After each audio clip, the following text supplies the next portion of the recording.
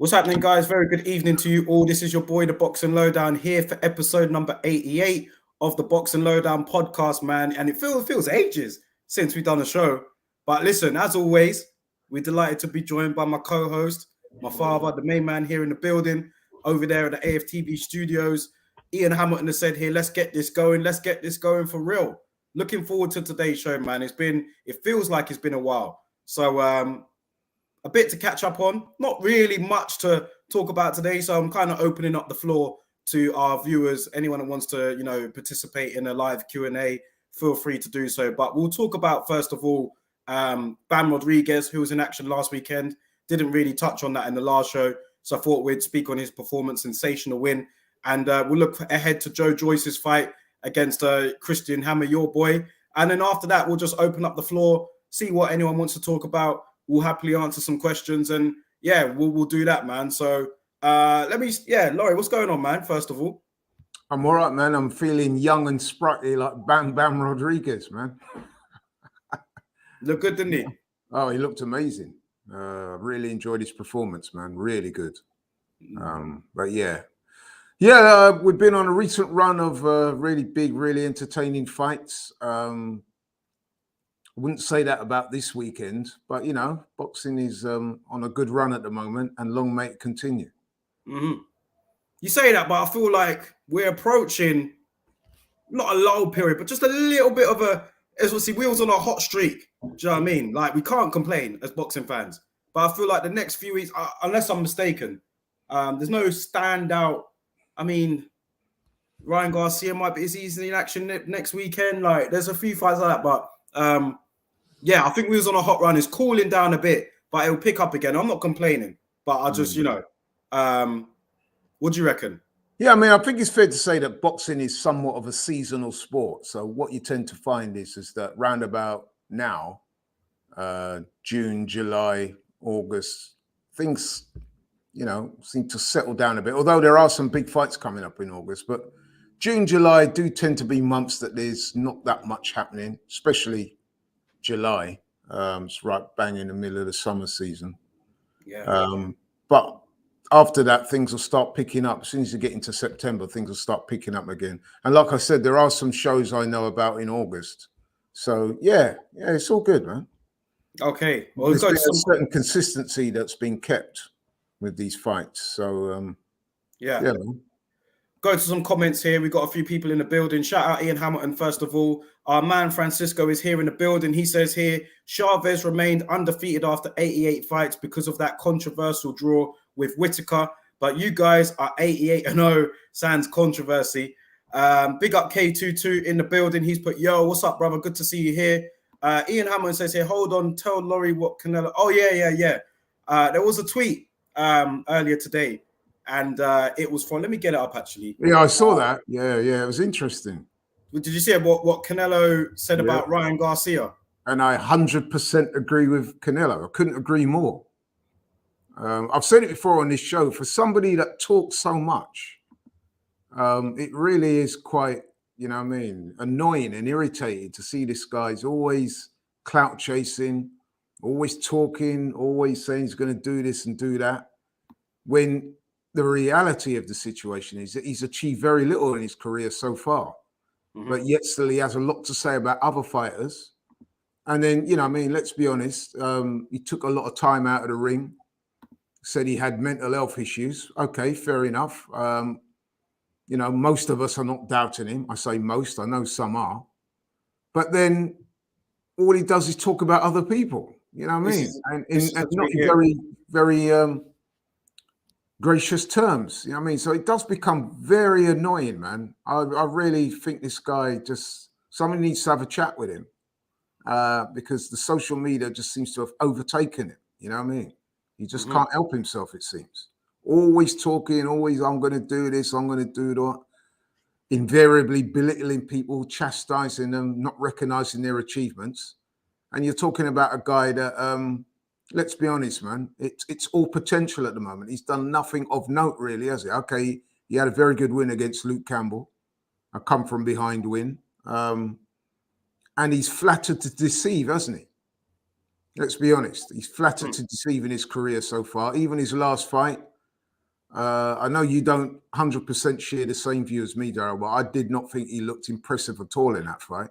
Okay, you can say that Tago did a lot of running and, you know what I mean, and he wasn't competitive. I gave him a little blind because of that and because it was his first with Joe Goosen. Yeah, but I thought you was being rather kind to him, to be honest. I think you was being a bit generous because he, you know what I mean, the guy was there to be knocked out and he couldn't knock him out. I mean, the way he was talking, he was expecting Tago to stand in front of him so he could knock him out. Yeah. You know, Tago did what he had to do. You have to remember that from Tago's point of view, him surviving that fight was almost like a win for him because the whole world was predicting that he was going to get knocked out. 90% of the boxing world thought he was going to get knocked out within the first 2 or 3 rounds. So for him to go the distance is like a win for him. Yeah. And Ryan Garcia, let's be honest, I'm not saying, you know, he has to knock every journeyman he fights out or everyone he's expected to beat, knock them out. But he did not look impressive. It wasn't a good performance. There were a lot of things he was doing wrong in there. So he's got a long, long way to go. But to hear this guy talk, you'd think he was the finished article. You've got several world titles. He's pound for pound #1, a bit like what Canelo is, by the way. And yet you're there criticizing people, you know what I mean, chastising their achievements. It just becomes very irritating, bro. I don't know how anybody can really warm to that guy. Do you? I know he's got legions of Twitter followers, but yeah, I'll be very interested. I'm not his biggest fan. On how many real boxing fans are admirers of Ryan Garcia. This person definitely isn't. Harvey. He said, "Good evening, gents." I know Harvey has said his pieces about Ryan Garcia a couple of times. But yeah, let's before we get into the Q&A, quickly touch on Bam Rodriguez. It was 8th round knockout, I believe, over Sarisseket or Wrong Versailles. Dropped him earlier on. I think it was in the 7th round. Just totally, you know, I think it was double the punch output landed and thrown with him. You know, he just was you more impressed with Bam's performance, or was it more Sarisseket not being what he used to be? Yeah, I think we have to. Although don't get me wrong, Bam Rodriguez was an excellent performance. Like I said, I enjoyed every minute of watching him. But we do have to take into consideration that Wrong Versailles is 35 years old. He'd had a number of hard fights over his career, and especially at that weight. 35-year-old is almost ancient, really, isn't it? Let's be honest, at the smaller weights, that age difference is does count for a lot. So listen, you cannot not take that into account, the age and the wear and tear factor. But even so, the performance from Bam Rodriguez was very impressive because, as they say, it's an old adage in boxing, but it's also a very true adage, is that the last thing to leave a fighter is his punch.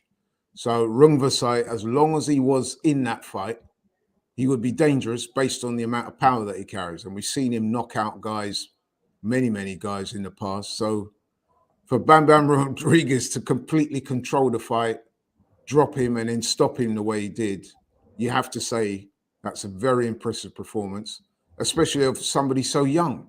Yeah. I think he was the youngest world champion, wasn't he? So when he won the title. And he continues to impress. So you know what I mean? You have to give him the credit he deserves. I'll see you after. Unlike the Garcias of this world, I do like the fact that Bam Rodriguez carries himself with a huge degree of humility and respect. And so you got to like somebody like that, man, as opposed to somebody that's done nothing, and all they want to do is talk about other fighters to clout chase other people, which you know, I mean, I find a bit reprehensible, to be honest.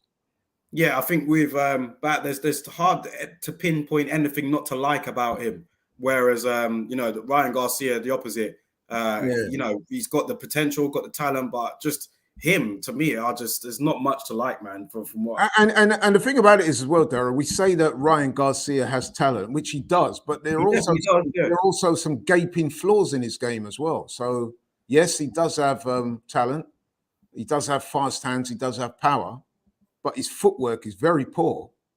He's very upright, quite easy to hit. I mean, even Tago was able to land. The few times that Tago actually stood his ground held his feet and threw a couple of punches back, he did land on Ryan Garcia. And of course, we know that Luke Campbell, who's not a big puncher, nearly had him out of there. So if I was Ryan Garcia, I would get back to work in the gym and keep your mouth shut and start working on your game. Yeah. And, you know what I mean? You can still be on social media and you know what I mean, pay attention to detail in terms of your boxing skills and your craft rather than just doing the reverse. Whereas you're spending more time on Twitter and social media than you do in the ring, seemingly. Yeah, got a question here from Ash. Big up Ash, by the way. I'll just final bit on Bam Rodriguez. I saw that Eddie Hearn obviously signed him to a long-term promotional deal at Matchroom after the fight. Makes sense. Good to snap him up straight after that. You had people lauding over the performance, guys like Shakur Stevenson saying Bam is the future. And do you agree? Do you reckon? But I reckon he could very well be one of the guys out there who's got a very good future. You've got to put him up in that list. You know, we always talk about the likes of Tio or Shakur, Devin Haney. Bam's got to be up there. I know he's at the lower weight, but you've got to take notice.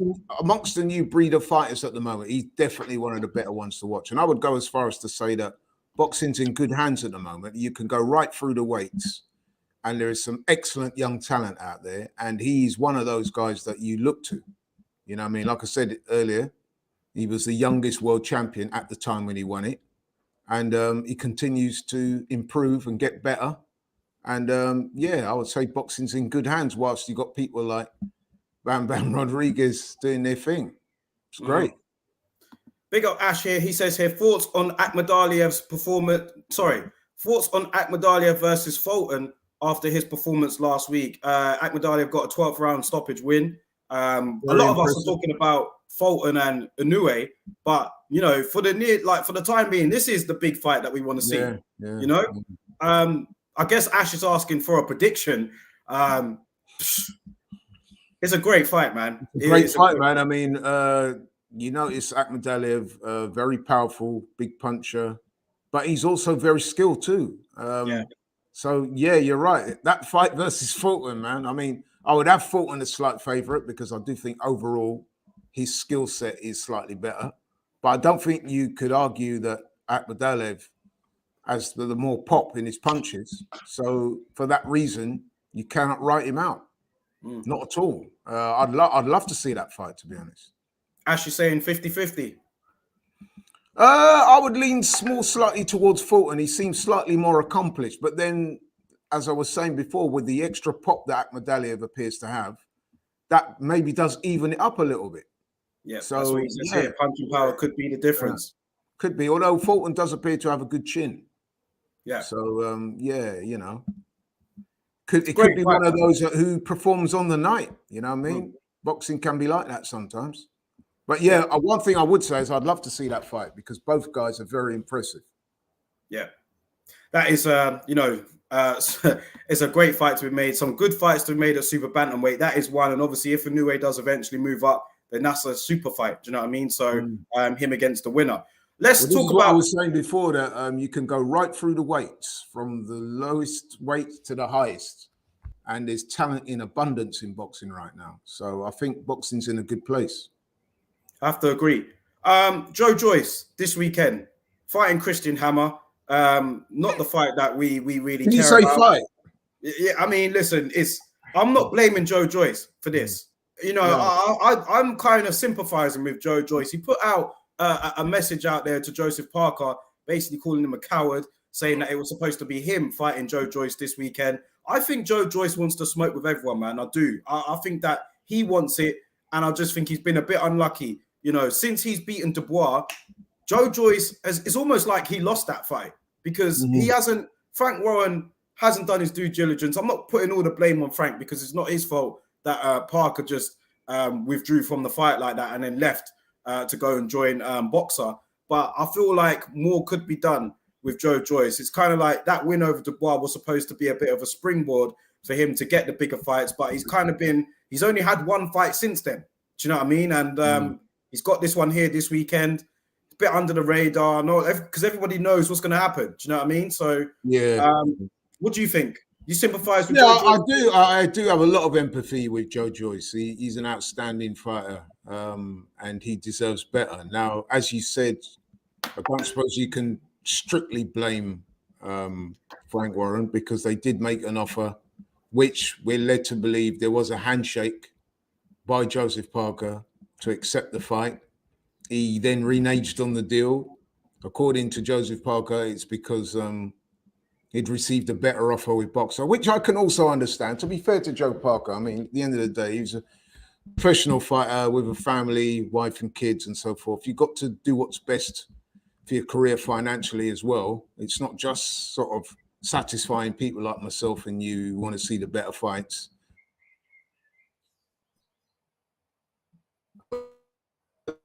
Involved, two parties have to sit down, agree to work with other, with other people. So, but yeah, I mean, you're right, Daryl. It's almost as if Joe Joyce lost that fight, isn't it, with Dubois? Because you would have thought that after such a great, impressive win like that, that would have springboarded him, as you say, onto bigger and better nights. But here we are, a couple of years later, and he's still waiting for a marquee fight.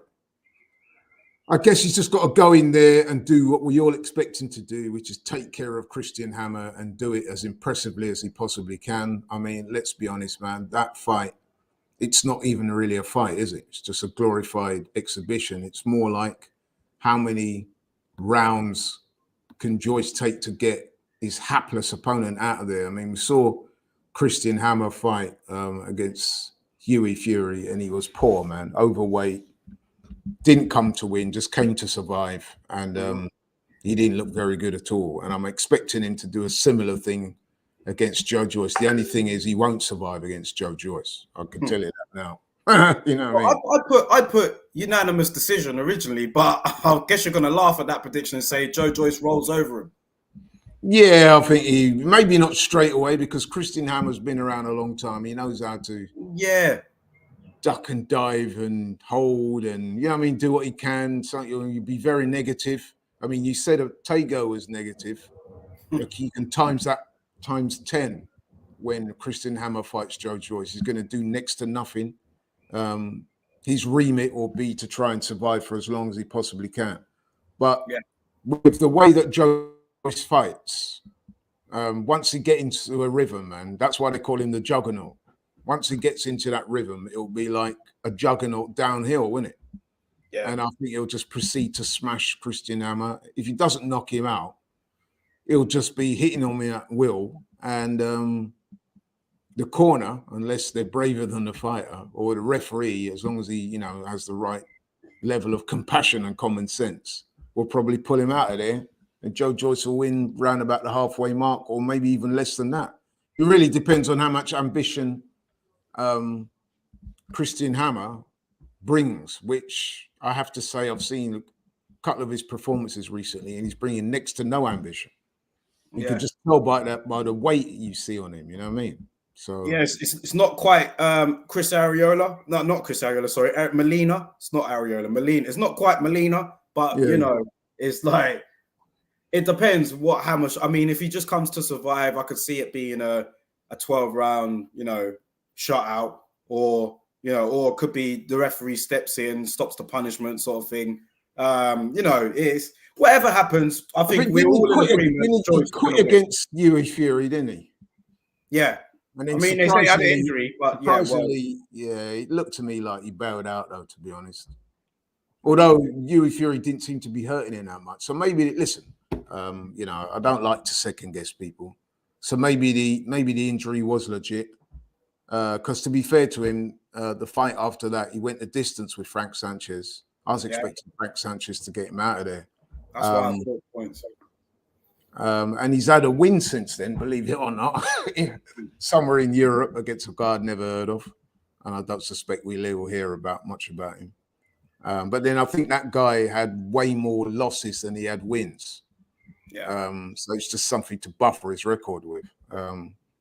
And I think he got rid of him in the first round, if my memory is right. But yeah, listen, man, I'm not expecting him to cause too many problems. He might go. How many rounds is that fight scheduled for? Don't 10 know. maybe. Less than 12, 10, 12, yeah. Listen, he's a tough guy and he knows how to survive. I mean, he did go the distance as well with Tony Yoka. But then Yoka's not a big puncher either. Joe Joyce does hit hard and he does hit you often. That's a bad combination if you're a Christian Hammer. So, yeah, like I said, I'm not expecting that fight to go the distance, to be honest. But it might do, because to be fair to Hammer, he's very tough and he does know how to fiddle his way around in there in true sort of journeyman style.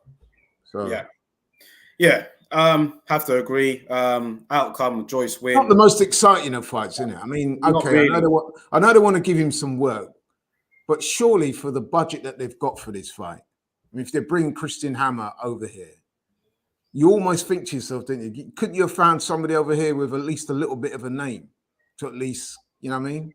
I don't know. 12 round fight. It's not a very imaginative fight, is it? It doesn't really do Joe Joyce any favors. I guess if he does get him out of there early, he can turn around and say, well, I've done something that Frank Sanchez and Yui Fury and Tony Yoka couldn't do. I knocked him out early because, like we said, with the Yui Fury fight, he retired after 5 rounds with an injury. So I guess if Joe Joyce does land some big shots and gets him out of there early, it will look like a decent win, but it's such an uninspiring fight, isn't it? Yeah. It's just, you know what I mean? It just means very little. It's just one of them that people are going to look at that and say, oh, so what? You're supposed to do that to him. You know what I mean? And that's the problem for a guy like Joe Joyce, because he might have trouble getting up for these types of fights. You know listen, he's 35, 36 years old. I mean, are they going to age him out? Like Dwayne's saying here, they're going to age out Joe Joyce before he gets a shot? I think they need to get the ball rolling with and it's not his fault. I'm saying it's not his fault. I mean, I've noticed that he's been a bit more vocal in recent months. I mean, I've seen him talking smack about some of the fighters around. He's talked smack about Joseph Parker. I've even heard him talking smack about Anthony Joshua recently. And he said that he will fight anyone. So he's been a bit more vocal, certainly more vocal than he was in the early part of his career when it was Sam Jones who used to do all the talking for him, remember? And he probably reasoning that he does need to make himself a bit more high profile. And one of the ways to do that is to start making these statements about wanting to fight everybody and wanting to knock everyone out. Because let's be honest, that is the kind of thing that's going to get him noticed. He does have to back it up with performances in the ring. But like I said, I do feel a bit sorry for him, man, because he had that fantastic win against Dubois that you would have thought would have propelled him to, you know what I mean, the upper echelons of that heavyweight division with some marquee fights to boot. But it's just simply not happened. If anything, Dubois has been the one to go on and get the marquee fights, although he's not getting paid for them, apparently. At least Joe Joyce is getting paid. Well, we hope so. But yeah, I feel sorry for the guy, man, because his talents deserve better. He's definitely one of the better heavyweights around at the moment. And for him not to have a marquee fight, and he's 36 years old or whatever it is a shame, really. Let's just hope that he does the business this weekend, and his next fight is a fight of substance, something more meaningful, because he deserves it. Yeah. Let's quite a few questions here, so we'll jump on the Q&A tip right now. Feel free to add any questions in. I'll try. I should just say he's been calling out Dillian, hasn't he? Yeah, he's called out everyone. Joyce, man. He's calling out Dillian. And a lot of people are saying that would be a fight they'd watch. I'd certainly watch that fight, wouldn't you? Yeah, I would watch it, man, but it's not a very good fight for Dillian, to be honest. Dillian got to get. I mean, do you know what I mean? This is not really fun. No, but to be fair, Dillian has said that if he wants to stay in boxing and he wants the big fights. So if that is indeed the case, then he's going to have to fight somebody of the kind of profile and ability of a Joe Joyce, isn't he? Because so what Dillian's saying is, I don't want to be a stepping stone for any of the young up and comers. I don't think you can regard Joe Joyce as an up and comer because of his age and the fact that, you know, I mean, he's been around the game for a while. He's Olympic silver medalist and stuff like that. So, you know what I mean? I think that's a fight that could make sense. Some kind of eliminator for another world title shot. I do think there's only one winner if they do fight, and it's not Dillian. Let's jump on this Q&A, man. We'll get through as much of these questions as we can until the end of the show. Just drop your questions in. I'll see if I can get through them. Conrad's got a question here. Staying with the heavyweight division, he's put here 3 names to rule the heavyweight division in 5 years. And while you were talking, I managed to type up and get the rankings of the division just so we could have a look at it. But like 3 names in the next 5 years, who are 3 names to rule the division? I think it's going to be hard. It could be one of those where, you know, there's not going to be a ruler. It could be one of them where the title will just change hands. No one's going to hold on to the belt for a sustained period of time, like a Klitschko or even like a Wilder or Fury or whatever. I just think over the next 5 years, it could change. But to answer your question, Conrad, I don't know. I think Frank Sanchez has got potential for sure. I think you've got to look at the American guy. I forget his name now. Anderson, yeah. He's got to be, if we're talking in the next 5 years, Hrgović, Joe Joyce, you know what I mean? You can't, even though he's older than those guys, he's not had his shot yet. I would pick Joe Joyce to beat most of those guys there, if not all of them, with the possible exception Hrgović.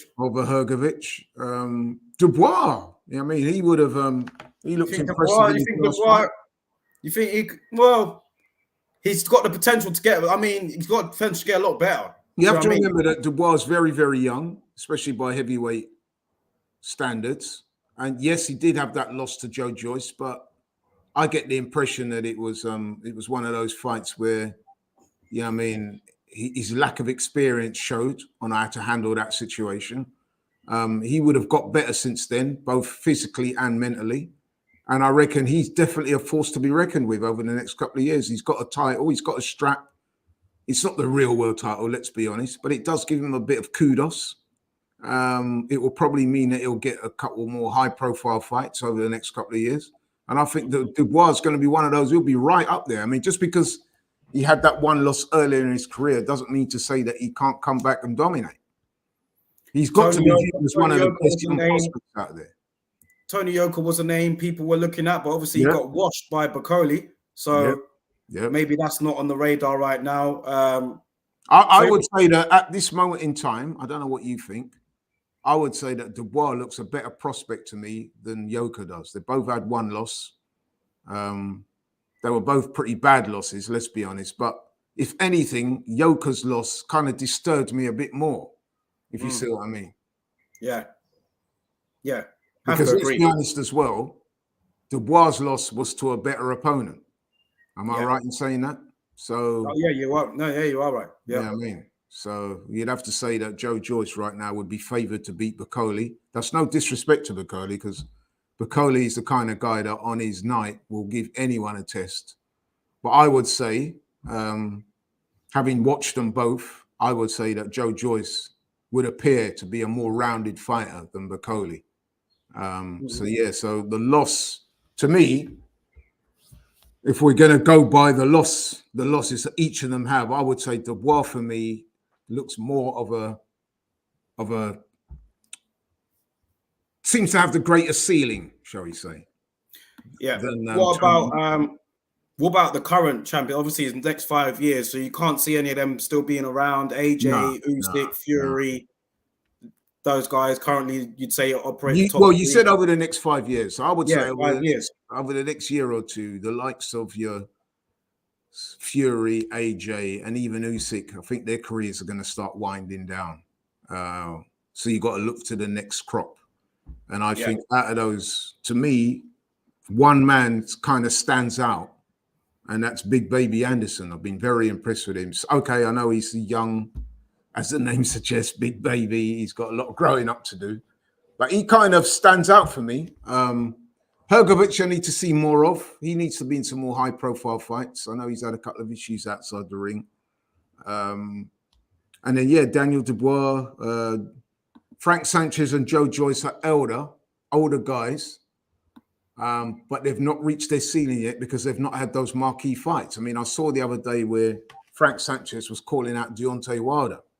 That would be a good fight, actually, if Wilder does want to come back to the ring. In fact, I would go as far as to say that I don't see Wilder taking that fight. Wilder's not taking that. Yeah, he wouldn't take that fight.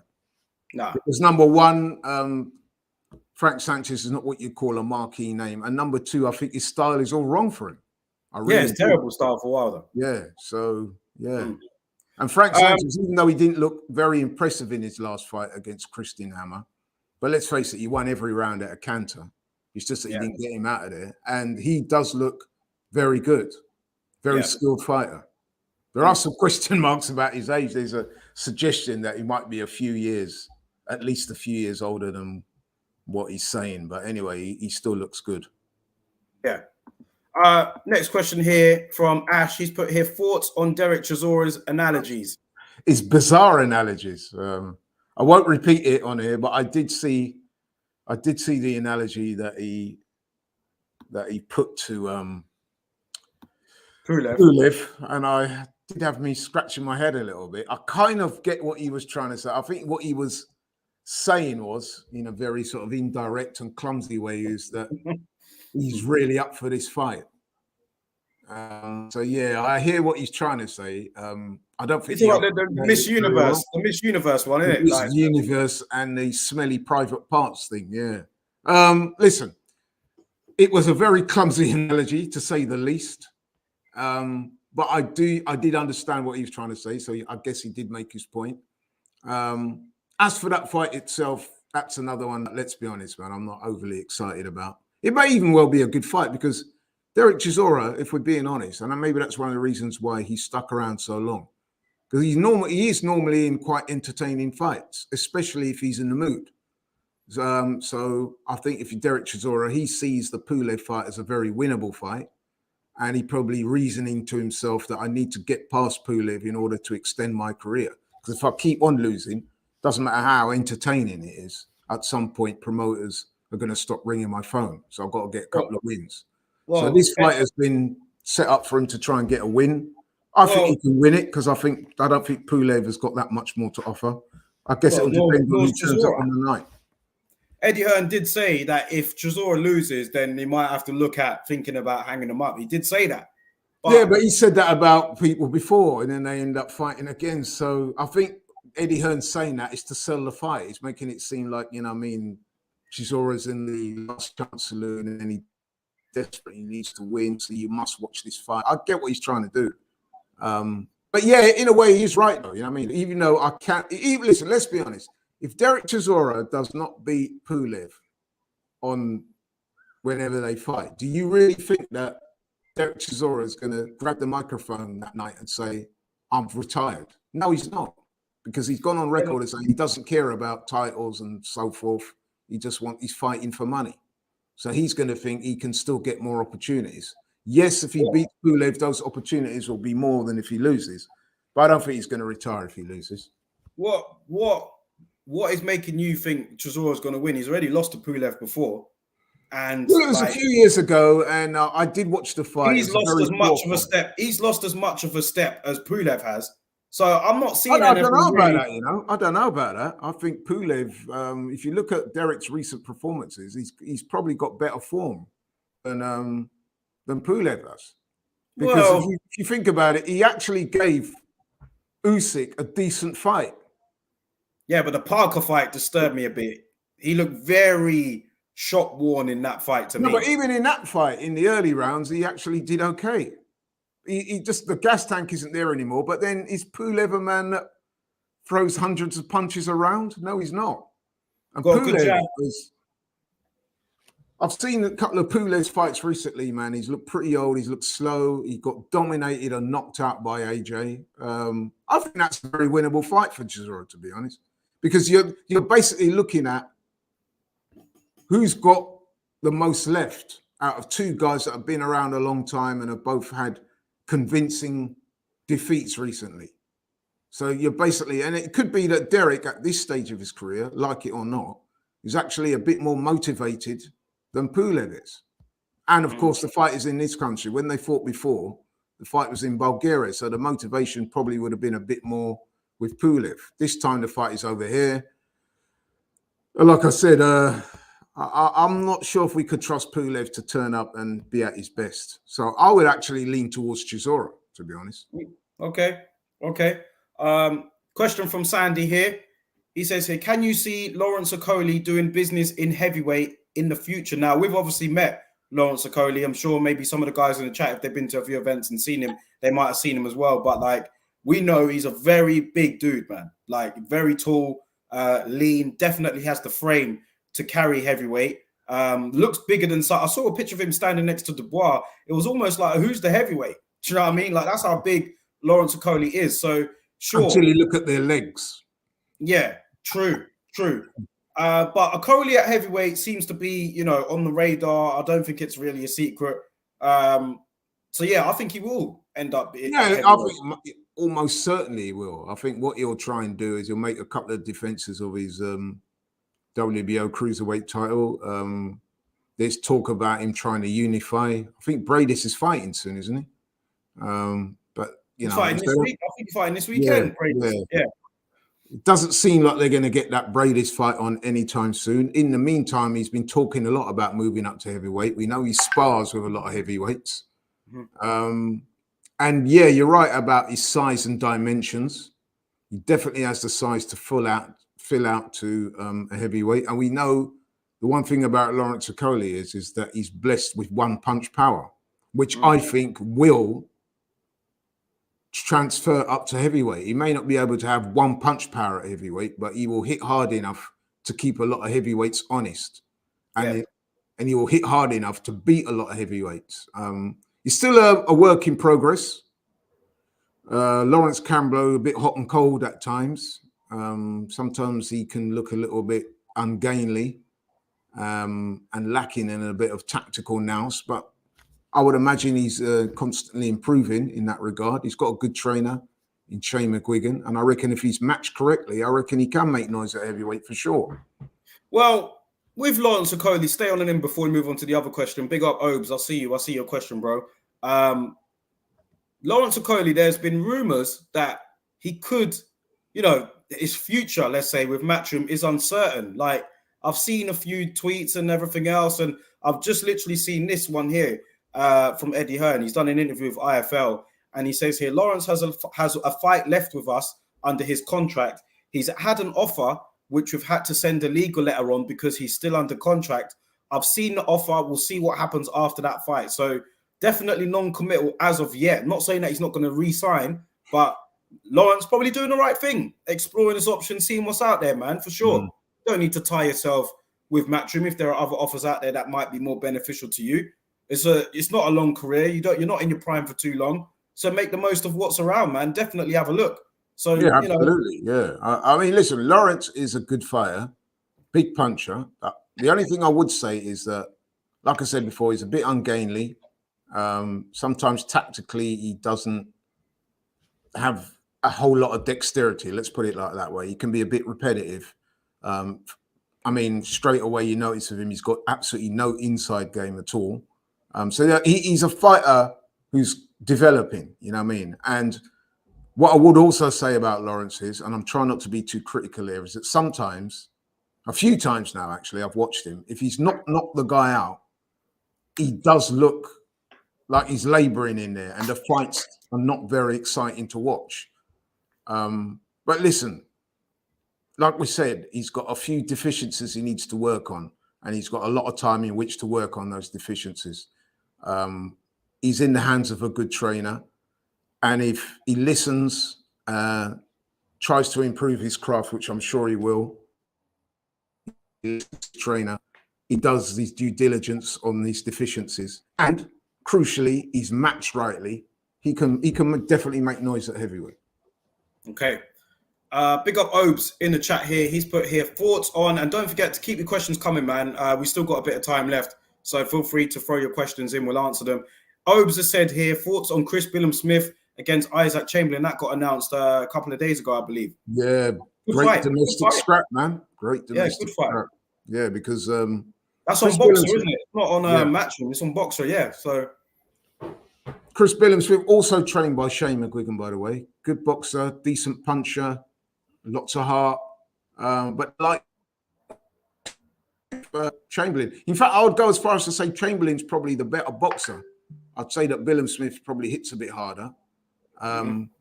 Chris Billum Smith might be physically a bit stronger as well. What do you think? But they're very well matched. They're very well matched. I think you'd have to give Chris Billum the favourite.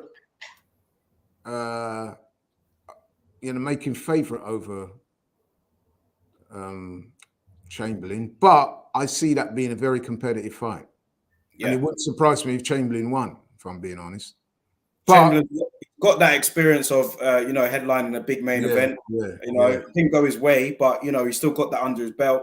Chamberlain is tough as well, man. He can rock in there. I mean, he took Lawerence a distance, didn't he? Yeah, he did get floored, but he showed heart. He got off the floor. He tried to do his best. It was a very scrappy fight. But yeah, man, listen. That division is actually got some good fighters in that division. You fought Arriola just now, didn't you? Yeah, I did. Because Arriola's got a win over Billum Smith. Mm-hmm. Yep. And that division, man, is proper. It's stacked, which is good to see, of course. You know what I mean? Yeah. But I think the fact that the fight is in Bournemouth as well, I think you've got to lean slightly towards Billum Smith. But like I said, if Chamberlain won, it would not surprise me in the slightest because I do actually think he's the slightly better boxer. Before we move on to the next one, on that undercard, I believe Ben Whittaker's on the undercard. So shout out to his dad who does frequent the podcast at times. I see my boy Dan having a little pop at Ben Whittaker. I didn't see that, but I saw something on Twitter. Shout out to my boy Dan if he's watching this. I saw a lot of negativity towards Ben Whittaker after his comment. Because that's what I was about to touch on. Because I think what you got someone like Dan, who a bit like Dan's hero Marvin Hagler was blue collar. Come up the hard way. Fought on the small hall shows, won Southern area English. Now he's a British champion. And then you've got Ben Whittaker, who's come out the amateurs off the back of his, don't get me wrong, very creditable and deserved silver medal. And Whittaker's already sort of dismissing a lot of the guys in the division and saying that he could win British title within a couple of fights. So if you're Dan Aziz, who's worked his whole career up till now to get to that pinnacle, and you've got someone like Ben Whittaker come along and say, listen, man, I think I can win that within a few fights. So it's bound to get under his skin a little bit. So basically what Dan was saying is, and I'm paraphrasing him, but basically what he was saying is, look, I took the stairs, came up the hard way, whereas my man's looking to take the elevator straight to the top, and it don't really work like that. It's got to come through me. So, so there you go, man. That's another potential fight. And I spoke to Dan a few weeks ago, actually. Well, actually, I didn't speak to him. We were just communicating on WhatsApp, and he was saying that he's working hard. I know he was out there doing some sparring with Beterbiev for his fight with Joe Smith. So I'd love to know how that went. I saw an interview with Dan saying it went well as far as he was concerned. I think Dan was saying he was one of the few that stuck around because Beterbiev was sending most of the sparring partners home. But anyway, he was in that message I got from him. I hope I'm not betraying too much confidence, but he was saying that he should have an announcement on a fight soon, and he's in the gym working hard. So we'll see how that goes. Look forward to seeing him again. But yeah, Dan was not very impressed with some of the stuff that Ben Whittaker's had to say recently. But to be fair to Ben Whittaker, man, listen, he's young, he's energetic, he's ambitious. You know what I mean? You know what it's like when you're those ages, man. You think you could take on the world. So, it is what it is. I didn't have a problem with it. I'm not hating on Ben Whittaker. He's a talented guy. He wants everybody to know it. And it is what it is. But obviously, Dan took exception to some of his comments. Yeah. Obes are saying here, am I being disrespectful in thinking that a Coley could beat White next year if they fought? I don't think you're being disrespectful because I think it's common knowledge that a Coley, well, he went on record as saying that he sparred with Dillian and he did very well. Remember that? And I remember at the time Dillian took exception to those comments. And there was a little beef going for a while that I think Dillian White's brother Dean had to squash. You know what I mean? Dylan said he was sparring. He did very well in sparring against Fury, and look at the way how that fight played out. You wouldn't believe it. Yeah, yeah. Yeah, you're right. But listen, I don't see Dillian wanting to fight Lawerence or Coley, do you? What does Dillian get out of that fight? Absolutely nothing. He's just going to be seen as a stepping stone for a guy that's trying to launch his career at heavyweight. And if you're Dillian, you probably feel disrespected that fight's even put your way. Well, what does he get out of it? He gets out of it the long-standing history between the two with regards to their little drama. I know it got listen, Dillian's got long-standing drama with pretty much everyone. It's a London fight. A Coley is a name. Do you know what I mean? But he's not a name at heavyweight. It's a big fight in London. You think people wouldn't turn out for that if that fight was announced? A Coley and White. I think it's a decent fight. I wouldn't say it's a big fight, not yet. I think Lawerence would have to establish himself as a heavyweight first to make it a big fight. I don't think you could just say Lawerence is moving up to heavyweight, he's fighting Dillian White, and all of a sudden that becomes a big fight. I think it would be a trade fight. I don't think it would be a big fight. There's a bit of a subtle difference there. Trade fight meaning that, yes, myself and you and all the sort of hard-nosed boxing heads would watch that, but the casuals will probably say, well, not so sure who's that, blah, blah, blah. Dillian's just come off a loss. You know what I mean? Dillian needs a couple of fights to get his name back out there, because make no mistake, man, that loss to Fury was a very... Well, you say that, but I don't know if he's got time for them couple fights, because they could be banana skins. Yeah, well, I mean? This is it. This is it. And that's why I said on your show a couple of months back that I could see, well, actually, I didn't say I could see because I know he wouldn't do it. But there's a case for Dillian retiring. But he won't. We all know what boxers are like. They won't. Because he's in that very precarious stage of his career, isn't he? Because he's not going to fight journeyman because he's past that stage. It doesn't make sense for him to become a stepping stone for your young fighters and your guys stepping up in weight like a Coley. So that means he's going to have to fight top-level opponents at heavyweight. A lot of them are going to be younger and fresher than him. You know what I mean? And a lot of them, let's be honest, man, given the stage that Dillian is at his career, they probably would beat Dillian. That's just my opinion. Or he can go in there with somebody like Wilder and potentially get blown out in a couple of rounds, which again does him absolutely no favors. So whoever's looking after his career, well, it will be Dillian, because I know he's largely self-managed. He's got to choose his opponents very, very carefully. Yep, have to agree. Question here from Ian Hamilton. He says here, when are you going to do a fan talk again? I pretty much enjoyed it. Last one was the day after Taylor versus Catterall. Just asking. Yeah, I think the only reason, to be fair, I haven't got a reason why. I think some of the big fights that we would have done fan talk for, we've been in the studio, haven't we, to do the watch along. So I've been doing that. So I think that's why I haven't done a fan talk on the day or anything like that. But yeah, no, for sure, definitely bring them back. Taylor versus Catterall. You know, are we going to see that, Laurie? Are we going to see them two get it on? You've seen them exchange numerous words across social media, more as recent as this week, actually, going back and forth. Taylor is now staying at 140 pounds. So you'd assume that fight will happen again. However, the Cepeda fight is looming. Catterall seems to be getting restless. And like I said to you the other week, Catterall cannot just sit around and like wait on Josh Taylor. He's got to get moving as well. But I guess that's why he's sticking it on him. But will we see that rematch? I hope so. I mean, listen, you can understand why Catterall is sticking it on Josh Taylor, as you say, because he feels aggrieved and he feels that he's owed a rematch. I certainly feel he's owed a rematch because I definitely thought he won that last fight. I mean, I don't know if you saw the Josh Taylor documentary that was on iPlayer. I think it was also on BBC Scotland, which is a look into Josh Taylor's life as a champion and so forth. And they did feature that fight there. I haven't seen it, actually. Yeah, it's pretty good, actually. It's good. Check it out. Yeah, and listen, you know my feelings on that fight. I thought Catterall was a clear winner. And I don't think Josh Taylor handled himself the best after that fight.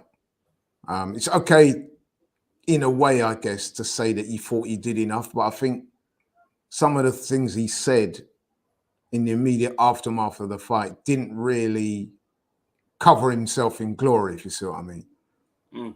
Cattrall definitely had the moral high ground. And on the documentary, it was revealed that, which obviously I'm totally against, that Josh Taylor and his family, in particular his wife, his now wife, took a lot of stick on social media, including death threats and stuff. What I mean, that was ridiculous that people feel the need to do that type of stuff. So there's clearly some enmity, even more enmity now between the two of them. Yeah. So you talk about grudge matches. That would be a real grudge match if those two fought again.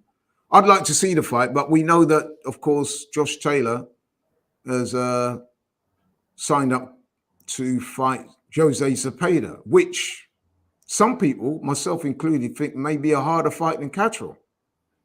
Because I would say that Zepeda's definitely more naturally talented than Jack Cattrall is. Obviously, Jack Cattrall has the southpaw style, which gave Josh Taylor a lot of problems.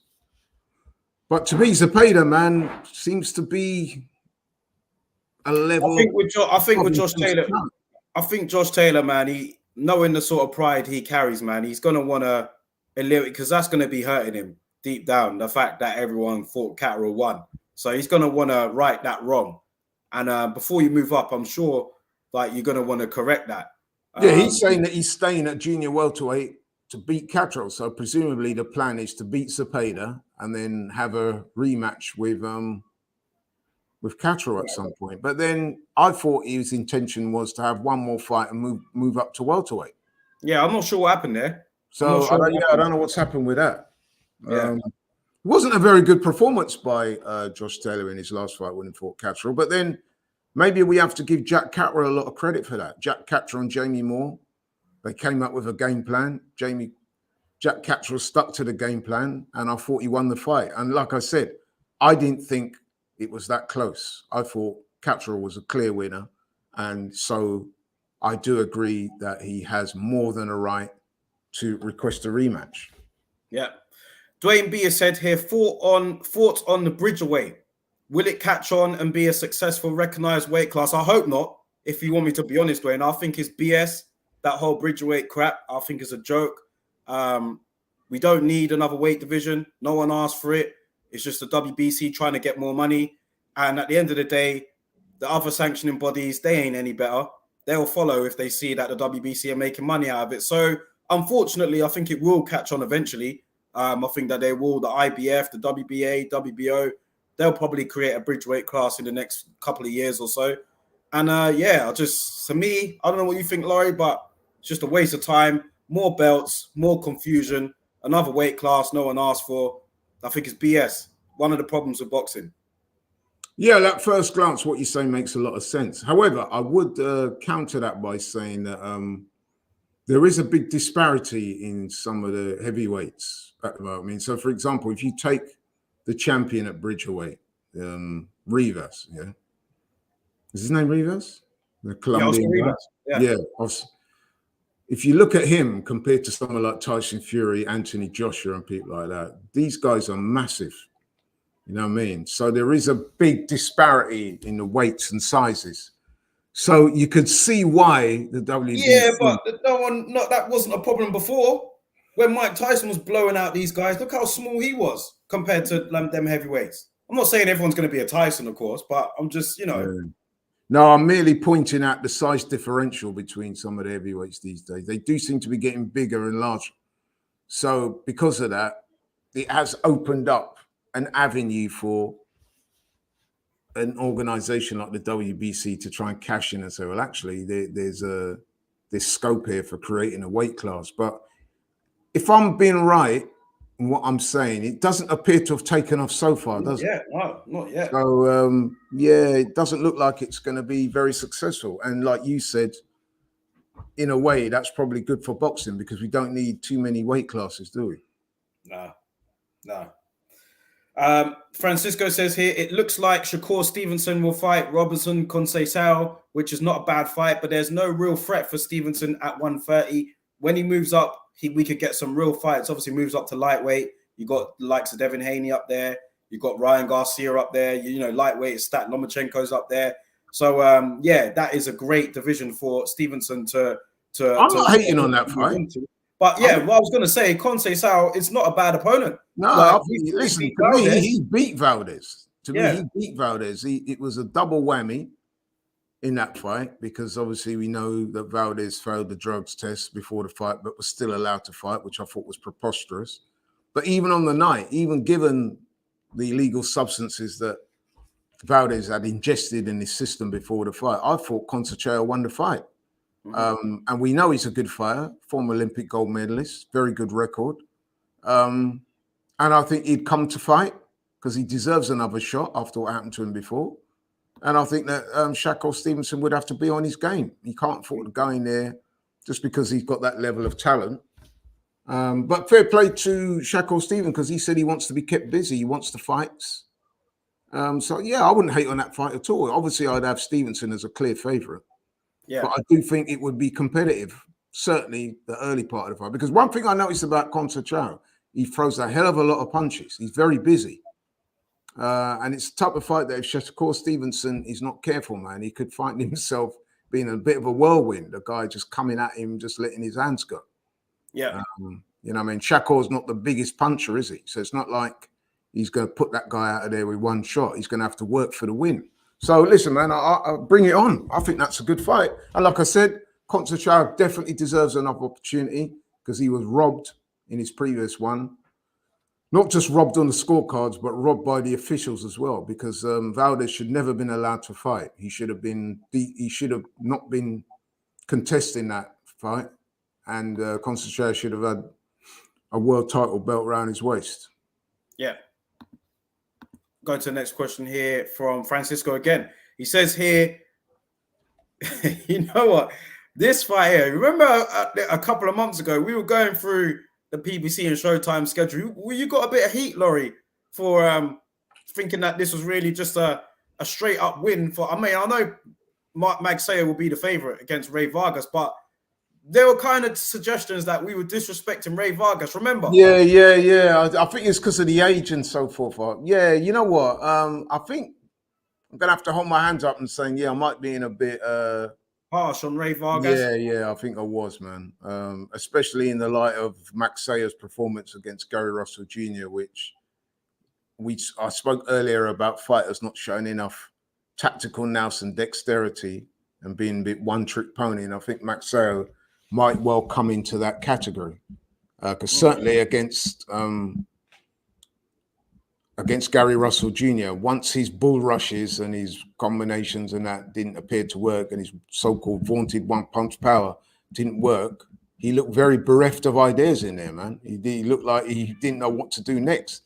Yeah. And he is fortunate, very fortunate, that Gary Russell Jr. only had one hand in that fight, because Gary Russell Jr. was clearly injured. Yeah. And I personally think, based on what I saw that night, I think if Gary Russell Jr. had been able to call on his two hands, I think he would have won, because I think it wasn't like overly convincing with Gary Russell only having one hand. I mean, Gary Russell Jr. actually thought he won the fight, and so did some observers. I don't think he won, because I think he was too handicapped by having just the one hand, and Maguire was throwing more punches anyway. Well, I don't know if he was landing a whole lot of punches, but he's certainly a bit more active in there. And I think that's what got him across the line, to be honest. Who you got for this one then? Maguire is the slight favourite over... Yeah, I'd still make him a slight favourite on account of his youth and strength, and he's clearly the harder hitter. But if Ray Vargas can put together a game plan, man, and if they study that Gary Russell Jr. fight, I think there's a lot for them to be optimistic about, to be honest. Yeah. Question here from Obes. He says here, if Canelo and Triple G both retire after their trilogy, who's your number one at 160 and 168? So this is obviously hypothetical, Obes is saying. So if Canelo and Triple G both retire, who's your number one today at 160 and 168? So let's pull up. To me, right now, I'm going to be honest, the best fighter at 168 for me has got to be Benavidez. You know what I mean? And at 160, I'm looking at Janibek, man, and he's looking a real deal. But I mean, listen, if we're talking about those two, I mean, it's interesting because I'm watching the build up to this fight, and I don't know if it's manufactured beef or real beef. It appears to be real beef because I've never seen Canelo sort of go after his opponents like that before. Obviously, we saw it with Caleb Plant, but he actually seems a bit more, you know what I mean, upset with Triple G than he ever did with Caleb Plant. I think with Caleb Plant, they had a couple of spats and. It seems like you really don't like Triple G. Yeah, but this beef seems intense, certainly on his behalf. Yeah, Triple G's quite calm with it, man. Triple G's like, whatever, man. Yeah, he's playing it off like that. At first, I was kind of thinking that maybe that Canelo was thinking, well, you know, I mean, it's a way of me selling the fight. But having seen him at the past couple of press conferences, man, it seems that the beef is real. I'm sure there's a little bit of salesmanship in there, but he does genuinely seem to really dislike Triple G, doesn't he? I have to be honest, man. I tweeted it the other day. It works for selling the fight, though, doesn't it? It's crazy what a couple of face-offs can do, man, because I'm like, you know what? I'm well in now. At the beginning, I was like, yeah, no one really wants to see the trilogy, but now I'm kind of like, you know what? I want to see what happens here. Yeah. You're not there yet, are you? No, I mean, listen, I'll watch it. I said all along, I wasn't overly interested in this fight, and I'm still not overly interested in it. There's still a lot more fights I'd rather see, but I will watch it, and I will be curious to see how it ends up. I'm leaning very strongly towards Canelo, though, I have to admit. Yeah. So, super middleweight, you said Benavidez, and middleweight, you're saying Janibek, who's ranked number... Janibek looks like a real force of nature, man. Ranked number 5 currently. And I must admit, I do like Maguire as well. I mean, Maguire's had high-profile fights. He wouldn't be number 1 if Triple G retired. No. But I mean, I do think that there is a ceiling there. I do think he's a very good fighter. Like I said, he hasn't had the marquee fights, but that's not to say that if he didn't have the marquee fights, he wouldn't win. I do think he's getting better as well. So, you know, he's still only very young, isn't he, Maguire? Two guys that I want to know where they're going next is this guy right here. Where's he gonna go? And this guy right here. Is he gonna fight? It's not looking like he's gonna fight Zach Parker at super middle. So what's gonna happen with these two? Well, with Eubank, he's almost becoming a bit of a celebrity fighter now, isn't it? Yeah. I'm kind of disappointed to see how his career is unfolding at the moment.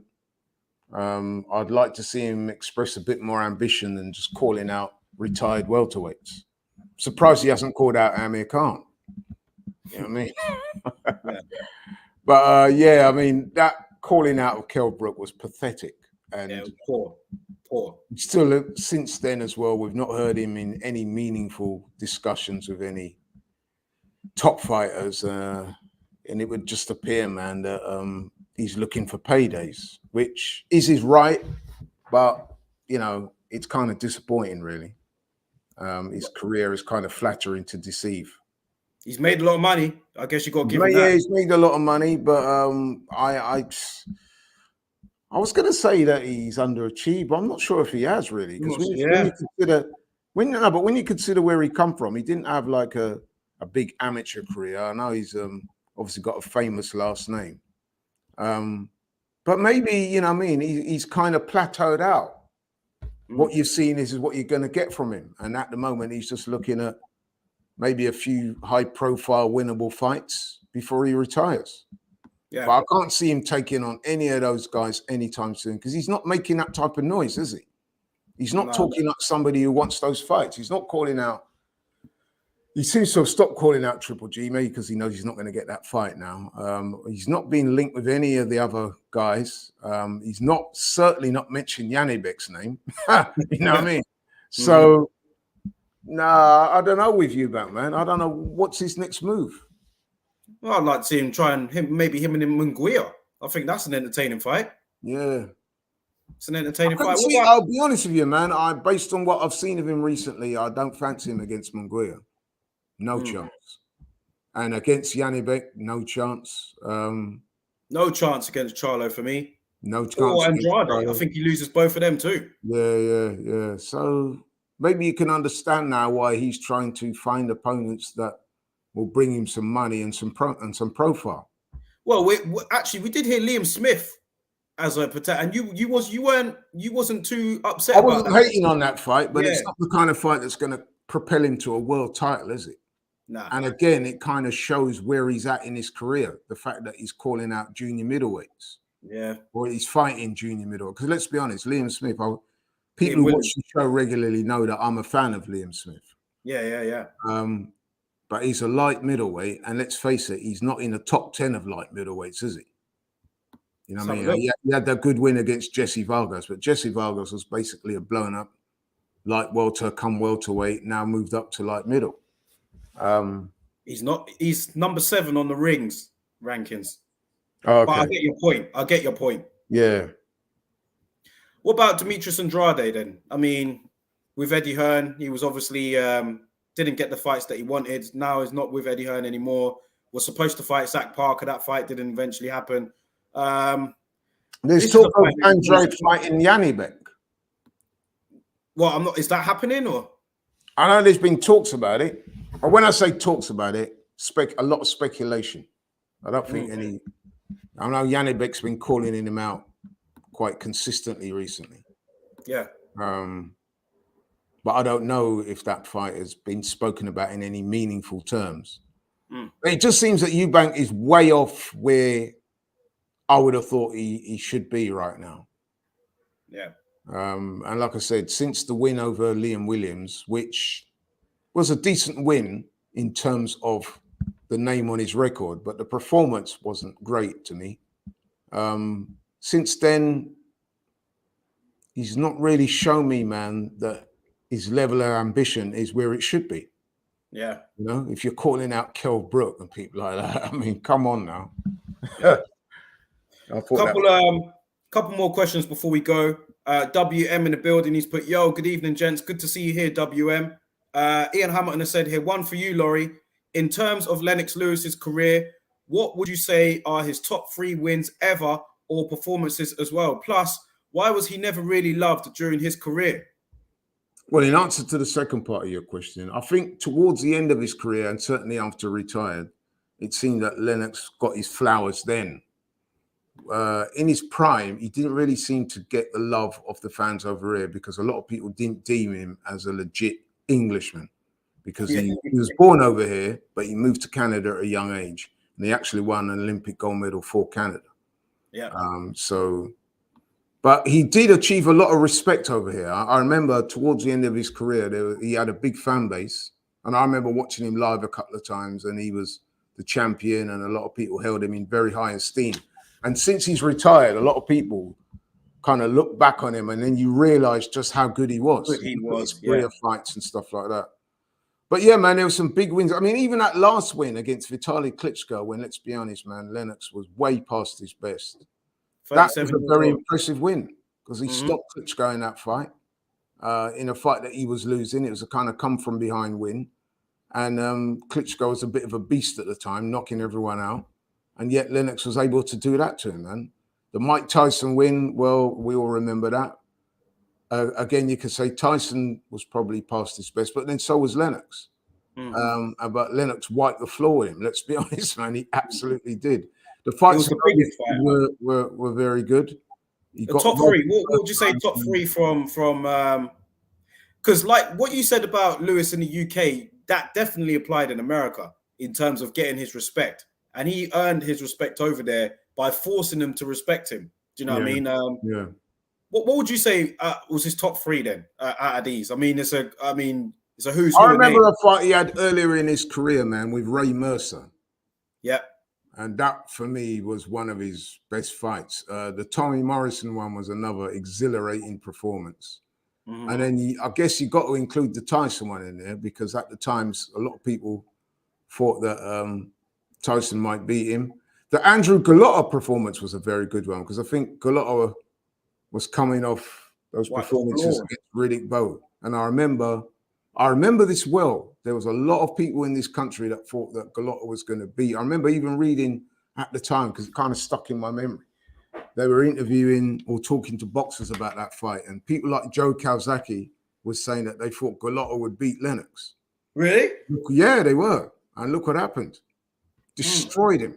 So that's got to be right up there with one of his best wins. But for me, Lennox was just Mr. Consistency, man. And of course, the 2 fights he had that he lost, he avenged them. Yeah. Both by stoppages. So to me, he's a great fighter. You haven't said the Holyfield one yet? I thought, was that? No, I mentioned the Holyfield fight earlier. He had 2 fights with Holyfield. The first one was deemed a draw, although everybody in the world knows that Lennox got robbed. Robbery, yeah. And then in the second fight, man, he dominated Holyfield behind the jab, beat him quite comfortably, actually. Yeah. So Lennox is a truly great fighter, man. Then you got to throw in his Olympic gold medal that he won, as I referenced earlier. He won it for Canada, but it's still an Olympic gold medal. And if you remember, in the final of that Olympic fight, of that Olympic bout, he beat none other than Riddick Bowe. Stopped him. I was just about to ask you the fight that we all wanted to see as a pro. And again, I know it's a fantasy fight technically because they didn't fight as a pro. I know they fought as amateurs, but that was really the fight, man. Back in the day, I mean, that was. You know, we talk about Spence and Crawford, like that was in terms of demand back then. That was up there, wasn't it? Yeah, definitely. That was like the Spence Crawford of the day, and I don't think you can blame it on Lennox as to why that fight never happened, because I genuinely believe that Lennox did want that fight. As I said earlier, they fought in the amateurs, and Lennox stopped him in the second round of the Olympic final. And I always thought, man, and I'm not just saying it now, that I think Lennox would have beaten Riddick Bowe. And Riddick Bowe was an excellent fighter. Let's not make no mistake about that. So it was a shame that they didn't fight. But again, I don't think you can blame that on Lennox. He genuinely wanted the fight. And I genuinely do believe that he would have won that fight as well. Yeah. Ian actually asked that question for that one. But yeah, it appears he's answered that one. Chris Dyer, we mentioned Joe Joyce earlier on in the show. So if you check out the video from the beginning, you'll see that we spoke quite in depth about Joe Joyce and his shocking opponent, because I have to agree with you, it is a shocking opponent. For the life of me, I can't understand why the powers that be couldn't have been a bit more creative and got a better opponent, because I don't know what they're paying Christian Hammer, obviously, for this fight, but you would have thought that it's going to cost them a few bags in it to get him over here. Surely that money could have been spent more creatively. Maybe got someone over here to fight him, or got an American that, you know what I mean? A bit better, a bit more ambition. Because like I said, I can't see Christian Hammer coming here to try and engage and to win. It's going to be an exercise in how long he can survive. Yeah. Conrad says here, what is the big fight according to Eddie Hearn in brackets for Ben this summer? Well, I'll let you answer. First thing I'm going to say is Eddie Hearn's bound to say that, isn't he? He's bound to. That's promoters talk there. Big fight. Now, I'm hearing that he was being linked with a few people. They were trying to get Thurman. That didn't happen. I'm also hearing that they were linked with trying to get Adrian Broner. That's not going to happen. I also heard that they were going after Mikey Garcia. And that didn't happen because Mikey Garcia has recently announced his retirement. So I don't know, man. Obviously, what he said there, Eddie, suggests that it's a name. Shall I tell you what he's done? He's opened up the door for more criticism, because you're putting pressure on with this sort of, you know, that people like me and other people like WM and other people like, we're kind of getting a bit bored of this rhetoric now. You know, oh, he's ready for anyone. Oh, he'll fight anyone. Oh, let's put him in with a guy who ain't fought for 2 years as his next fight and sell that as the big fight. I'm not convinced, man. I think we'll see. Do you know what I mean? With Eddie, I'm not like, I'll see it. I'll believe it when I see it. Could it be Florian Marku? It could be. I mean, I don't think it is. If he says big fight, he's not saying it's a super bigs in there. Then that suggests to me that it's a fighter with a name, probably a former world champion or former world title contender, who's well known over here, and that will get people talking. Like I said, he was being linked with Keith Thurman, but I understand that Keith Thurman is holding out for a shot at the winner between Spence and Crawford, which you can understand in a way why Thurman must realize that after those two clear that business up of who's the top welterweight, he's probably thinking that if I'm able to stay relevant, I can get a shot at the undisputed welterweight championship of the world. So you can understand, can't you, really, even though, you know, Thurman hasn't fought for a while, you can understand why he wants to keep his powder dry and keep himself, you know what I mean, ready for if that fight comes around. So I doubt if it will be Thurman. Broner, I doubt if it will be Broner. Broner, I mean, he came out on social media the other day crying for help from Floyd Mayweather. So that I told you he's not. That's what I'm saying, man. Just that he's not what in I'm a saying mental is like people trying to hype that up. I'm like, he's not all there, man. Yeah, he's not in the right frame of mind for a fight of that magnitude. So who's it going to be? Could it be Ugas? I don't think would Ugas go under the framing of a big fight. Ramirez, they were looking at that, weren't they? Yeah. I don't know, man. I'm trying to think who would fit the bill, but I can't really. We'll see. They might lure Brook. Might lure Brook out of retirement, man. Maybe something like that. I'll tell you what, the Conor Benn versus Florian Marco would be a big fight in this country, to be honest, because both guys have big fan bases. I mean, Florian Marco, you know yourself, Daryl, because we've seen him live. He's got a massive fan base in the Albanian community. And he's a good talker as well. He's got an unbeaten record. And he would sell the fight. So maybe it's that. But I tend to think that it's an American fighter, probably an American who's, you know what I mean, maybe past his best, but still got a decent name. And one who Eddie Hearn thinks will be able to ensure that the fight is sold out. But I'm trying to think as to who that might be. Because most of the big names are either not going to fight Conor Benn or they're waiting bigger things like Keith Thurman. We'll see. Couple more to run with before we go out. K22 has said here, thoughts on Eddie Hearn saying that Canelo and Bivol beat Beterbiev. Listen, Eddie Hearn is a promoter that likes to talk up his fighters, and that's what we're seeing here. Because if he's honestly saying that Canelo beats Beterbiev, then he must. That sparring he's been doing recently must have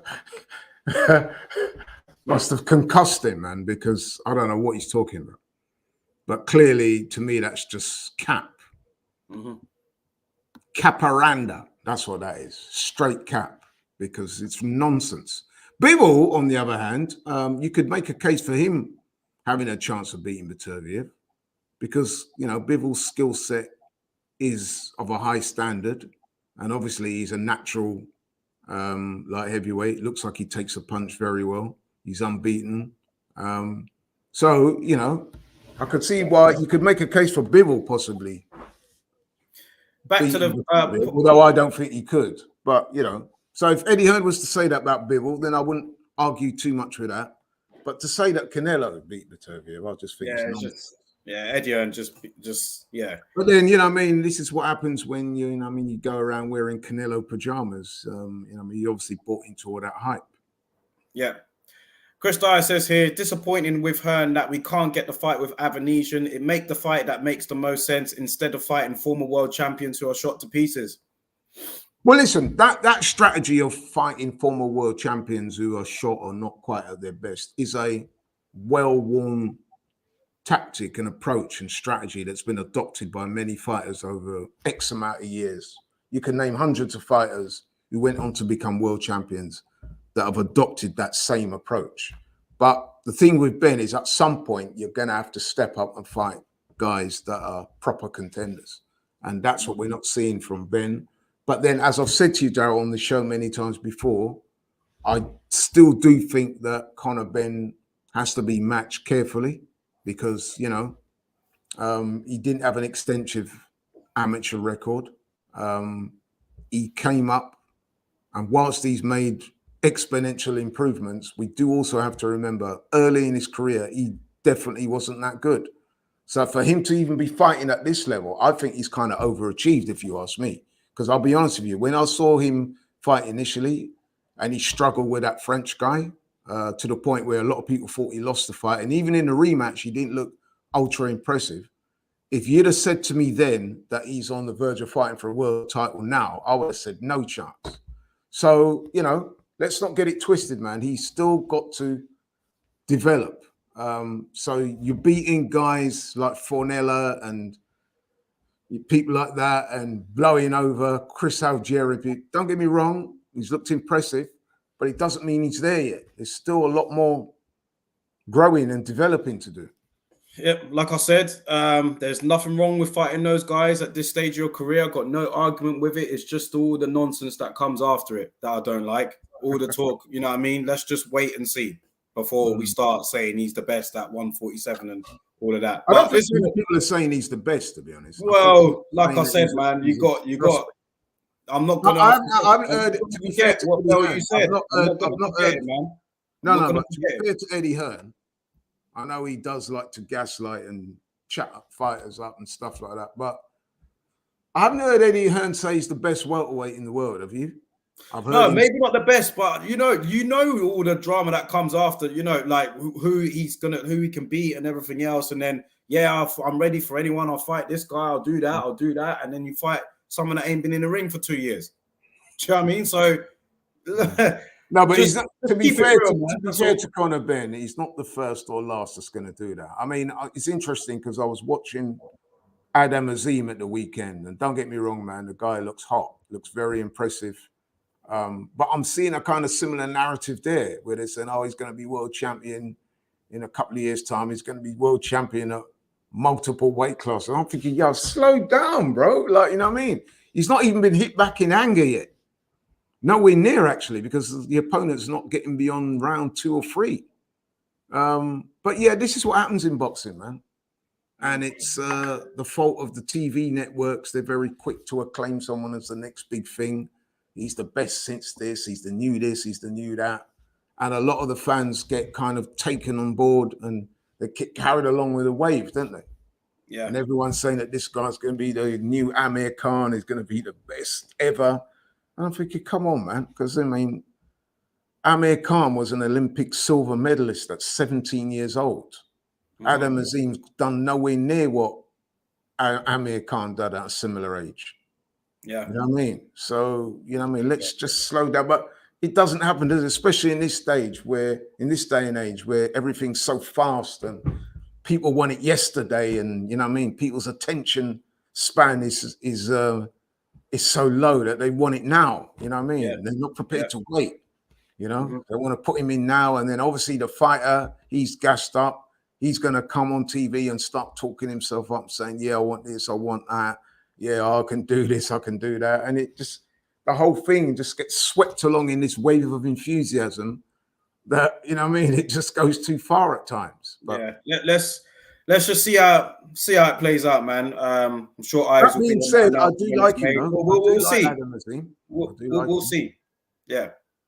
But listen, now we're going to wrap it up for today, man. You know, been a good show today. Been on for an hour, 25 minutes or so. So, yeah, shout out to everybody in the chat. First of all, don't forget to hit the like button on the way out. Share the video. Subscribe to the channel if you haven't already. We'll be back. I'm going to try. I'm not even going to commit to it. I'm going to try and do another live stream before the end of the week. If not, we'll be back again next week. What we should do a live show after Joyce versus Christian Hammer. Yeah, because I'll be up for that. If you're around, we can do it. Yeah, we can do it. I kind of said that tongue in cheek, to be honest. But yeah, if you want to do that, we can break down why this was such a great fight. Yeah. Well, yeah, no, we'll see. Yeah, we'll try and do that then. I'll put a note out there for everyone if we do go on with it. But I think who else is on the bill, by the way? Is there anyone else? Because I would imagine. I think Heaney might be on the bill. I think. I'll be honest, man. I haven't really paid too much attention to it. I'm not gonna lie. But on that note, man, we'll wrap it up. Big up Francisco, everyone else in the chat, and we'll catch you guys on Saturday then. Yep, looking forward to it.